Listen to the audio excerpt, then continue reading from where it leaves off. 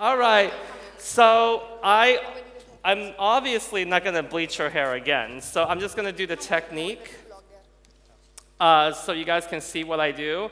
I'm going to use Olaplex 2 as a mock-up, so we're not applying bleach or hair color or anything like that, okay? So we're just, okay, so I'm going to section the top out of the way, and we kind of create like almost like a horseshoe sectioning.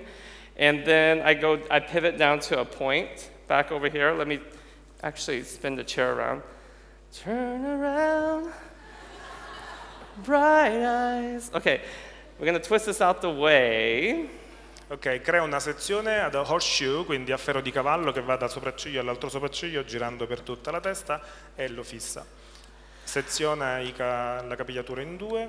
I know most of you guys seen this technique, but I think it's important I share with you guys live so you guys see how I do it step by step. How many of you guys subscribe to my YouTube channel? Quanti di voi sono iscritti sul mio That's canale it? YouTube? I don't see any hands back there.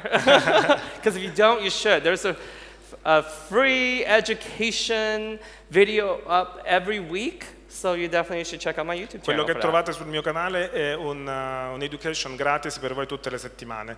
Guy diceva che probabilmente avete già visto questa tecnica, però lui era molto contento di condividerla con voi qui live.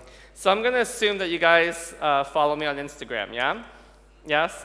Okay, so Chi mi segue su Instagram? Instagram, Guy_Tang. It's my Instagram. So listen, a lot of times you guys look at the pictures and you're like, well, how does he create these colors? How do they blend so well? This is what I do. So what you see is what you get here today. Dice, se voi vi chiedete come faccio a fare quei colori, questo è quello che faccio. Okay, so the first section, I go right here in the nape area, okay? I like to drop the ombre a lot lower in the bottom versus going all the way up really high. The reason why is because when I move the hair to the front, I want a little bit of the dark here to travel under her neck. And what that does is the dark allows shadows underneath here. So it contours the jawline. And I think that's really important because when you have too much blonde underneath your neck, what happens is when the light touches the hair, it bounces off and kind of wash out your jawline. So hair can truly contour the structure of your face as well. And that's why I like to go a little bit lower, is to create that shadow so it can pull the light in so you have more of a stronger jawline, if you will. So there's a distinction between your neck and your face. Just in case when you take those selfies and you're just wondering why you can't see that distinction, it's all about lighting, so you have to cast that shadow by dropping the ombre lower. So what I'm going to do is, a lot of times people are concerned with how do you take the back comb out. So what I do is I only tap once and I tap twice. And then what you get is a lot of the light going down lower. I only hold my fingers here on the ends, so that way I only grip onto the long pieces. All the short pieces and layers get pushed up. So when you tap it gently, this will come out really easily. And then, oh, go ahead. Ok, quello che vedete nella prima sezione è questo, lui inizia a lavorare dalla parte della nuca con delle sezioni orizzontali. Quello che lui sta facendo è un ombre, comunque quindi sta creando un'ombra nella radice e quando fa la schiaritura si allontana un po' dalla radice perché vuole creare una sorta di ombra che quando vi fate i selfie, comunque batte la luce, avete un contouring naturale, quindi avete una distinzione fra il collo e il resto del vostro viso. Quando molti gli chiedono come faccia a cotonare i capelli, qual è il giusto modo per cotonare i capelli e creare la giusta ombra, quello che fa Guy è, come vedete, tenere la parte più lunga tra due dita e cotonare con un pettine a denti stretti gentilmente verso la radice. Questa sarà la parte d'ombra, mentre quella sotto sarà la parte luminosa che darà poi movimento quando portate i capelli avanti. Okay, so you guys will notice I don't fold up my foils. I choose the foils that are long because the length of the hair, and I only do this flat overlay. So what happens is the lifting process is more even because if you fold the foils up like this and then you do that, what happens is when you open it back up, there's going to be a line. So the bleach or the lightener doesn't saturate thoroughly because you create a crease right there. That's no-no. And then when you fold the sides in like this, what happens is the bleach has no room to expand. So now the bleach is actually swelling upwards. So when it's swelling upwards, it goes up to the hair and causes a huge mess. So that's why it's important that you leave it flat so the lightener can expand out and breathe. So in case you have any chemical reaction because they have other dyes in their hair before, anything that leaks out drips out the bottom versus swelling and causing smoke and flames and weird issues that can occur. Because we don't want any paranormal situations. Dice, non vogliamo situazioni paranormali. Guy ci dà un consiglio su come utilizzare le cartine quando facciamo gli schierenti o comunque utilizziamo decoloranti o colore. Il consiglio che vi dà lui è di scegliere la cartina della lunghezza giusta dei vostri capelli e metterne due un po' ad effetto sandwich, non chiuderle, perché quando le chiudete, se c'è una reazione chimica, ovviamente il decolorante può uscire fuori e creare dei problemi. Ma non solo, se dovesse esserci qualche tipo di reazione, essendo sotto le linguette aperte, il prodotto va giù e non crea nessun problema. Un altro problema è che se ripiegate tante volte le cartine, è chiaro che vi ritrovate delle linee di demarcazione che poi sono veramente molto difficili da togliere, perché sono quelle che Guy chiama orange band. Cioè. Yeah. Oh, no. So as I move up to the occipital bone, where you see the curve of the head, this is when I want to drag the highlights higher up. And the reason why is if she ever ties her hair up, you want to make sure the highlight comes closer to the scalp right here. So she wears it up. What you see is movement, and that's a contouring movement. So that way, the shadow in her nape collapse, and then the occipital, where her highlights come up, it curves up. So it creates a curvaceous head like this. Because if you push everything up, then everything just looks blonde. There's no contouring. That's like me putting, I don't know, like my contour all over my whole face and then turn my whole face dark. It just doesn't make sense. There's no movement. There's no depth. There's no highlight. Does that make sense? So that's why you want to put the dark here so it collapses, and you put the light here so it brings it out. So that way it looks curvy, like this, right? If you know what I mean. Come per il make-up, anche nei capelli si eseguono delle sfumature e comunque dei punti di transizione. Questo dell'osso occipitale è il momento in cui Guy inizia a creare una transizione, cioè solleva ancora di più la cotonatura e avvicina il decolorante alla radice. Questo perché? Perché se la nostra Giorgia o la vostra cliente si fa una coda o comunque tira via i capelli, può avere la possibilità di vedere delle schiariture qui. Guy diceva è giusto fare un contouring soltanto in alcune parti dei capelli per esaltare un po' le forme, perché è come se lui si facesse il contouring in tutto il viso, sarebbe una forma un po' non naturale, ecco. And then you want to alternate, so that this section is higher, then you want to drop the next section lower. And when I do a low section, I tap twice. But another thing I want you to take notice is I don't just lift the foil up and put the foil under and then do this. What I like to do is before I put the foil on, I paint on the foil like that. And what that does, it ensures full penetration, and everybody wants to be penetrated fully, right? Am I correct? You want to make sure you get it from both sides, if you know what I mean.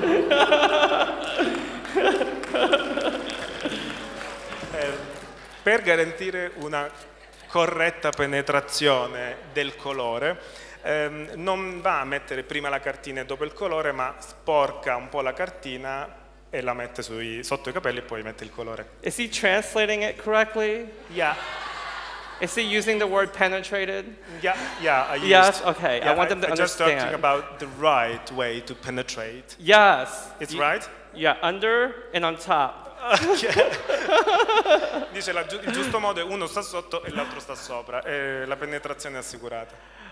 Okay, so here's the last section on this quadrant. So I want to drag the highlights higher. So look, just one tuck. Just one right up to the scalp, right? So you see that? So now, let's paint the foil, okay? Again, we're just using Olaplex 2 to do this mock-up. And also, when I go up, you'll see me do like a V shape, okay? Or a W, like a V or a W. So you don't just put it straight up here. You want to make sure you feather vertically, because if you go straight up here, you create a line. So you still got to think you have to create this jagged line. And let's say they have old highlights. You can leave this out, so that way their old blonde hair doesn't get damaged. So leave the ends out, okay? And then I just lay it over. And then what I do is, what I normally do is I'll go over to this side. But because we're doing a show, it will be just the same thing. So I'm just going to ignore this side and just do one side for you guys. Is that cool? Okay. Ok, questa è l'ultima sezione di questa sezione e Guy ha cotonato veramente molto vicino alla cute perché voleva che la transizione fosse un po' più visibile. Cosa ha fatto? È andato ad applicare il colore sulle lunghezze e poi lo ha sfumato vicino alle radici facendo una sorta di V o W a seconda dell'effetto che volete creare, inclinando il pennello ed usando il pennello in verticale per creare proprio una sorta di transizione, quindi una sorta di sfumatura, scusatemi. E poi lascia le punte fuori da trattare in un secondo momento perché le punte sono quelle più delicate e se le andiamo a decolorare subito o le piegate, le chiudete in cartina, potrebbe essere pericoloso e si potrebbero molto rovinare. Wow, that's a long one. I had to translate in Italian. Some words is no, it's cool. Longer in Italian. Everything is longer. Do you see that? You guys are just as naughty as me. If I was to use bleach, okay, on her hair, let's just say I would use 30 or 40 volume with Olaplex back here. If she's like natural level 3, 4, 5, 6, around there, I would either use 30 or use 40 with Olaplex. And then around the face, I reformulate. If I'm weaving around the face, I drop down to a 10 volume. And the reason why is the hair around the hairline is very fine. And everybody wants that part to be bright. But that part turns blonde like this, like in 10 or 15 minutes. And it's really hot around the hairline too. So you gotta remix your lightener and drop it down to a 10 volume. 20 volume at the most, never go past that. 10 or 20 is all you need, okay? Solitamente per decolorare, per fare delle decolorazioni come queste, lui usa un decolorante 30-40 volumi per la parte posteriore con Olaplex ovviamente. Quando si avvicina davanti, quindi nella hairline, nella linea, nell'attaccatura dei capelli, dove i capelli sono molto più fini, utilizza un 10 volumi, massimo un 20 volumi. Non andate oltre perché quella è una parte che schiarisce veramente molto velocemente e rischiate di rovinare i capelli. Okay, so what I'm going to do is weave around her face. And I'm switching over to a pop-up foil now. And keep in mind, I am not going to fold this. And when I fold it up, take notice there's a small little bubble. Never crease it. I keep the bubble there, so that way the lightener is even, right? Don't close it, because if you close it, the bleach goes into the scalp. Se proprio volete chiudere la cartina, fatelo molto delicatamente senza demarcare la linea e soprattutto non chiudetela di lato perché altrimenti il decolorante esce fuori. Okay, so what I do is I love to do 3 back-to-back foils, but if their hair is really thick, I will go up to 4 back-to-back foils of weaving. You don't necessarily have to weave around the face unless you really want to go close to their scalp. But even if so, I always go back and shadow root them with a formula. Do you see how I didn't crease that? No creasing. Just fold it over and pat. Like that. Come avete visto, lui piega e poi gentilmente curva la cartina, non la stringe, quindi non crea una linea di demarcazione. Okay, I hold it here and I weave right from the scalp. So some people weave here and they try to dig out 4.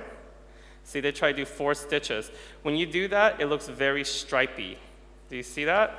So what I do is I go straight up to her scalp and just kind of wiggle in there. Do you see that? So when I say wiggle in there, you see how it's more erratic? You don't see like 1, 2, 3, 4. So you never want to dig. Like for example, you don't dig. Never dig like that. you want to just kind of go in like this, just like that, and then boom, it goes faster. Quando lui lavora nella parte frontale preferisce lavorare in diagonale perché dà un effetto molto più naturale quando cade. Le prime due cartine non avete bisogno di fare il waving perché comunque la linea della testa ha delle forme diverse, quindi viene già un natural waving. Quando andate poi dalla terza in poi e fate il waving, non fate dei pescaggi profondi iniziando alla fine, ma avvicinatevi quanto più possibile alla radice e fate dei piccoli movimenti, quasi delle vibrazioni. Questo è quello che viene chiamato natural waving. Okay, I chose to do 4 back-to-back foils because I feel like her hair is kind of finer and she requires a little more action around the face. And it varies with everybody. What I do is I take a step back and I look.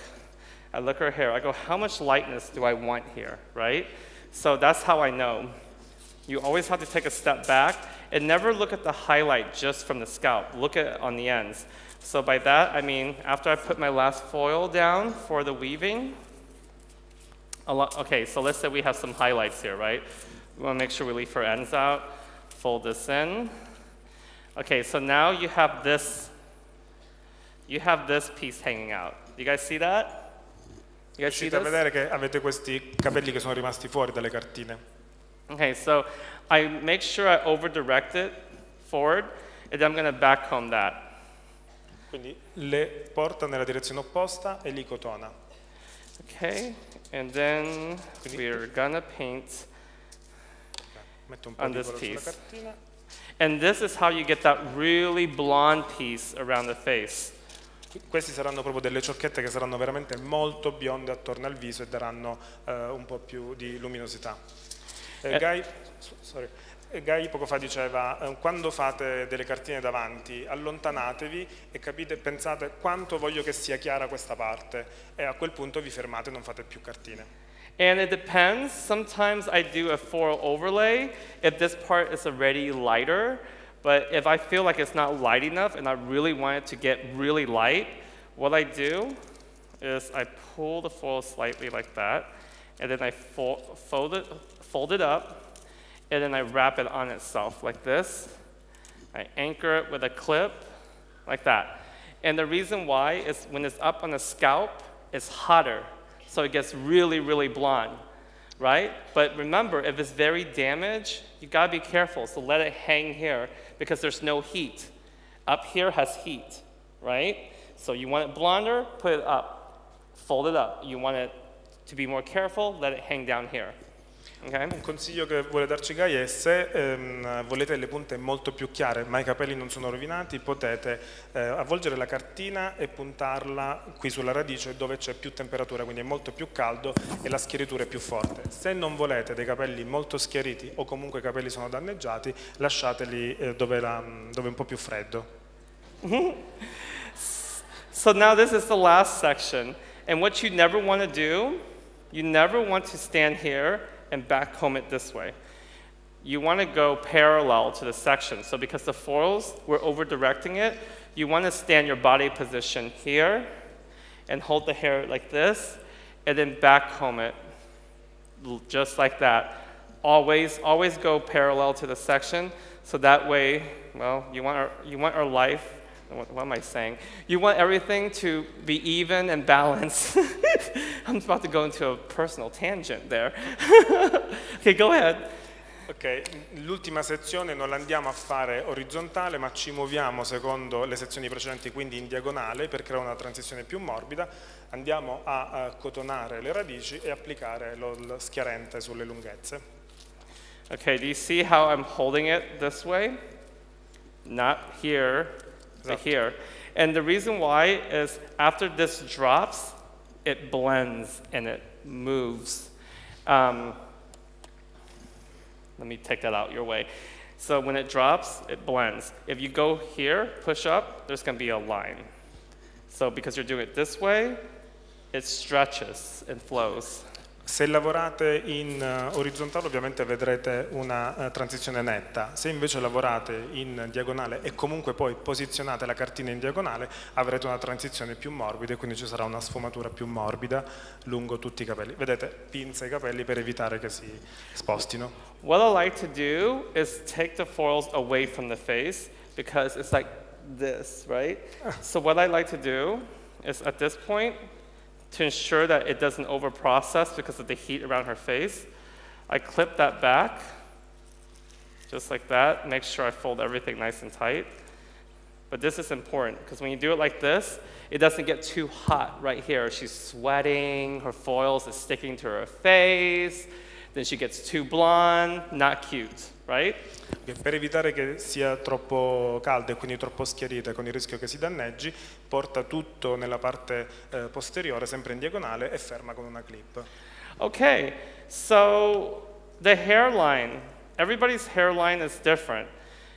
Sometimes, let me spin you, face the audience here. Take a look at the audience. Okay, so sometimes I do horizontal, 1, 2, 3. But I look at her hairline.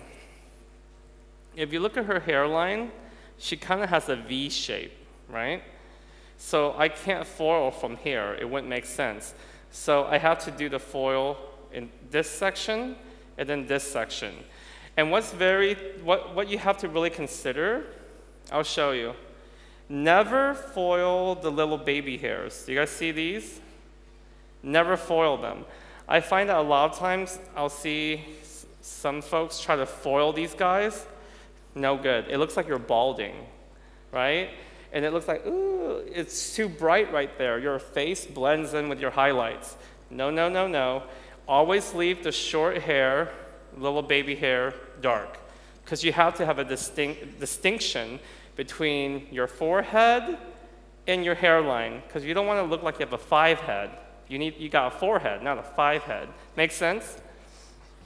Ognuno di noi ha un'attaccatura diversa, io per esempio non ce l'ho, quindi I haven't the hairline, so for me, you don't have a hairline. So you have no problem when you want to bleach me, okay?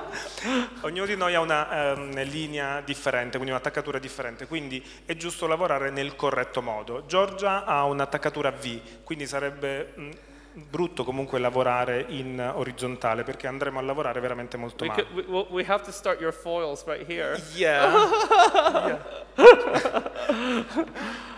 Okay, so another technique I like to do is, for example, I show you the weaving, right? Because the weaving ensures you get closer to the scalp, so you see the little bursts of color. However, what I like to do, let's just say you don't want to weave the hair. What I like to do is do 2 or 3 back-to-back foils close to the hairline. So this is an alternative, but you still have to go in a V shape, okay? So in order to get really close to the scalp doing a back combing technique, you have to take a thin section. So you see how thin this is? You have to be able to see right through it, right? So I'm going to go right over here. Can you guys see okay? Vedete tutti bene? Okay, you got to back comb it right into the scalp, just like that, okay? Oh, there's the foil. You have to go right into her scalp, and then what I'll do is I'll lay it down, just like that. Excuse me, I'm trying to not block anybody's way. So you lay it right down her face. I start in the middle, and I work my way up, okay?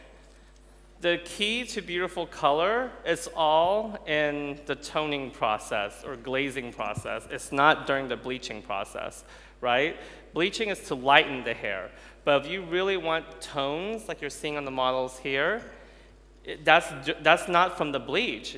It's all in how you blur the color.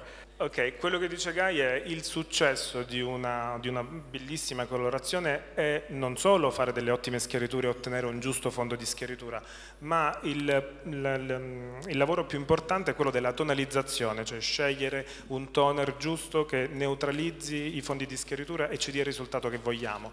Quello che dice Guy è seguite i tempi dei prodotti. Se un prodotto vi dice che dovete stare 25 minuti in posa, dovete stare 25 minuti in posa, perché magari vi sembra che il colore già dopo 5 minuti abbia attecchito sulla schiaritura, ma poi il colore quando lo asciugate non è quello che pensate. Soprattutto quando lo rilavate di nuovo il colore sbiadisce. Un'altra cosa che dice Guy è: non tonalizzate mai al lavaggio sui capelli bagnati, preferite prima asciugare i capelli, vedere qual è la situazione, eventualmente intervenire ancora una volta col decolorante e dopo scegliere il tonalizzante giusto. Un esempio è quello che lui dice: io metto il 6 in radice, l'8 nelle mezze lunghezze e il 10 sulle punte, ma se i capelli non sono asciutti e non vedo bene qual è la transizione, come faccio a decidere qual è il tonalizzante giusto? Un esempio veramente calzante è quello del microonde. Lui dice: quanti di voi cucinate al microonde? In 2 minuti avete un piatto fatto, ma non è la stessa cosa come aspettare un'ora dentro al forno. Ha un gusto diverso. Okay, and I recommend toning with demi-permanent color, always. Okay, there's only a couple exceptions that I will use permanent color, like her hair. The only reason why I use the one that's sitting right there, the only reason why I use permanent on her is because I want to lift it some more. Il consiglio che Guy ci vuole dare è quello di tonalizzare con dei colori demi-permanente subito dopo la decolorazione, perché il capello è molto poroso ed è meglio non aggredirli con un'ulteriore ossidazione, eccetto in alcuni casi come quello di Nancy in cui abbiamo utilizzato dei colori permanenti. Well, did you guys learn anything? Raise your hand. Avete imparato qualcosa? Yes? Okay, good. I don't see enough hands. Nobody in the back? You guys learned something back there? Good. That's really important. Trust me, because I was like that too. And I used to, like, you know, I felt like I was rushing all the time. I had to get as many clients in as possible. So what I did was change up my timing. I feel like I want to be proud of my work. I want to be proud of what I do, so I could take a picture of it with my phone and keep it to my, keep it in my collection and know, like, wow, look what I did. I'm so proud of it. I want you guys to feel that same way. I want you guys to be able to be proud of your work when you're done with your client and not see them as just a client, but see it as your masterpiece. Okay, quello che lui ci racconta la sua esperienza, dice: è successo anche a me di andare di fretta e quindi magari non tonalizzare nel modo giusto, però quello che faccio è fare delle foto, guardare dove ho sbagliato e cerco di prendere il mio tempo. Ovviamente quello che faccio è la mia firma e non posso comunque creare dei lavori che non siano belli, quindi mi prendo il mio tempo e faccio il lavoro giusto. All right. So I fold everything back, so that way it's away from her face. So you'll see me folding it like a book and flapping it over. It almost looks like a veil, like she's getting married, you know?